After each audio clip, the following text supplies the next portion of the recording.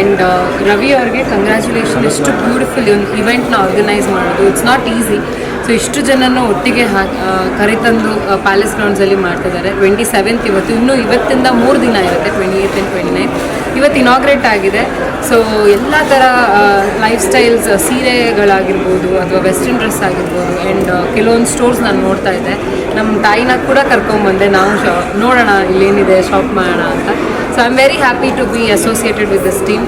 ಎಲ್ಲರೂ ಬಂದು entry free ಇದೆ. ಒಂದ್ಸತಿ ಈ ಎಕ್ಸಿಬಿಷನ್ನ ನೋಡಿಕೊಂಡು ನಿಮ್ಗೆ ಏನು ಇಷ್ಟನೋ ಅದನ್ನು ಪರ್ಚೇಸ್ ಮಾಡಿ ತೊಗೊಂಡು ಹೋಗಿ ಅಂತ ಕೇಳ್ತೀನಿ. So thank you once again. 27, 28, 29 open ಇರುತ್ತೆ, ಎಲ್ಲ ಬಂದು ಪರ್ಚೇಸ್ ಮಾಡೋದು. Thank you.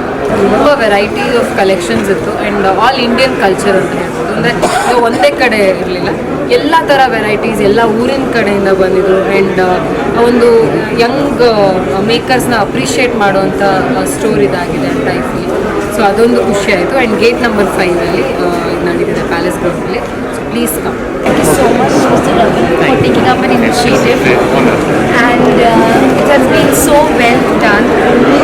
The concept is very simple, everything under one roof, right from jewelry, clothing, menswear, home furnishings, everything under one roof.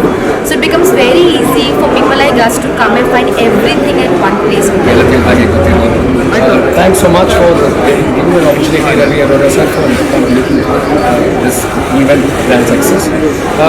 As the banner say, fashion stories and as the banner fashion stories of the exhibition stories andagli, it's a different story for every individual artist. ಪ್ರತಿ ಒಂದು ಹಂದಿ exhibition ಅಲ್ಲಿ ಬಂದಿರೋದು ಒಂದು ಕಥೆ ಇದೆ. ಆ ಕಥೆ ಮುಖಾಂತರ ಅವರು ಪದಾರ್ಥನ ಮಾಡಲಿಕ್ಕೆ ತಂದು ಡಿಸ್ಪ್ಲೇ ಮಾಡ್ತಾರೆ. ಹಾಗೆ ಲೈಫ್ ಸ್ಟೈಲ್ ಎಕ್ಸಿಬಿಷನ್, ನೀವು ಸಾರಿ, ಜ್ಯುವೆಲ್ರಿ, ಕಾಸ್ಮೆಟಿಕ್ಸ್ ಇಂದ ಫರ್ನಿಚರ್, ಗ್ರೋಸರಿ ತನಕ all under one roof exhibition ಇದೆ. ಸೊ